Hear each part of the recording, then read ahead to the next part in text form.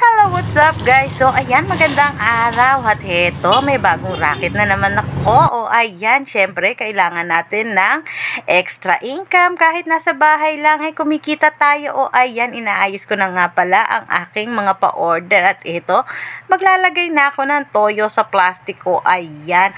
At syempre, kailangan talaga natin ng todo kayod at pambayad ng mga bills natin. O ayan, hindi tayo kailangan umasa ng umasa sa sweldo ng ating mga jowa. O ayan, at eto nga pala, siomai rice ang bagong racket ko. O ayan, may pa-order ako at eto, apurachat nga sa akin at nasaan na daw ang kanilang mga order at nagugutom na sila. Kaya eto, piniprepare ko na.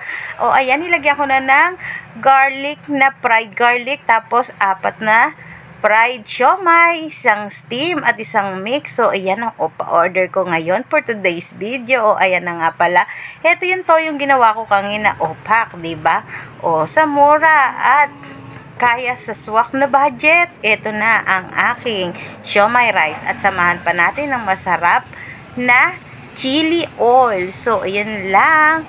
At heto na nga ang aking pa-order. Opak. Yun lang. Maraming salamat.